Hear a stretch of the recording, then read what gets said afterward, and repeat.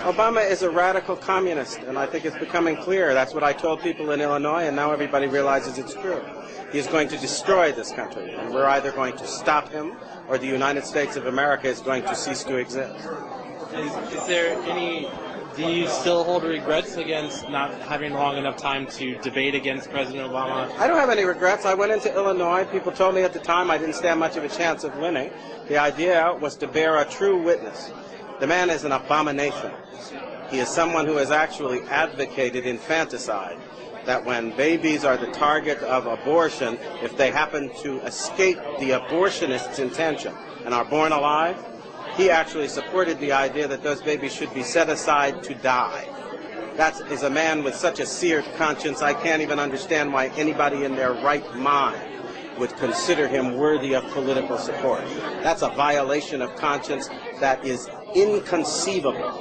And even some of the most hardline pro-abortion people in America rejected that abomination, and he did not.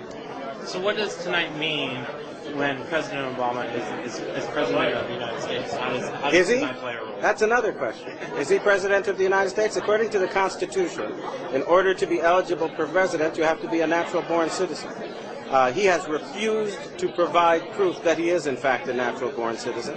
And his Kenyan relations say that he was born in Nairobi at a time when his mother was too young to transmit U.S. citizenship.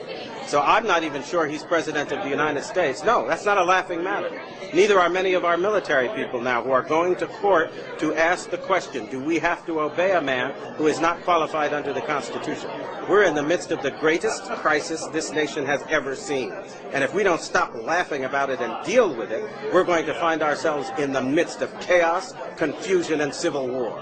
It's time we started acting like grown-ups. How could the policy that President Obama makes in the next couple of years affect activities like tonight? Sorry, the person you call President Obama, and I frankly refuse to call him that. Right. At the moment, he is somebody who is kind of an alleged usurper, who is alleged to be someone who is occupying that office without constitutional warrant to do so. And he's rushing forward with ideas like destroying our borders, an amnesty bill that will actually have the American taxpayer footing the bill for illegals to come to this country to live, to get housing, and to get everything they want. He is also somebody who has just announced a program that would essentially destroy the validity of existing mortgages and encourage everybody in the country to stop paying their mortgage because the government is going to pay it instead. This is insanity. It's as if we have put insane children and adolescents in charge of our government. And I think we need to ask simple questions. A couple of years ago, we were arguing over every penny in the United States budget, and it was quite clear we didn't have enough money to go around.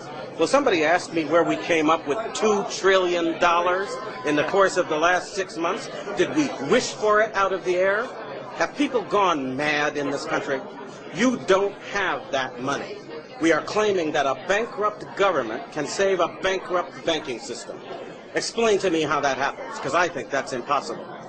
And the fact that we have just elected an individual who may or may not be qualified, and he presents silly ideas like this and says, let's move forward now, and we're all acting like the laws of economics have been repealed, and we can actually afford to foot the bill with money nobody's got. This is insane. It's got to lead to the collapse of our economy, and it's going to.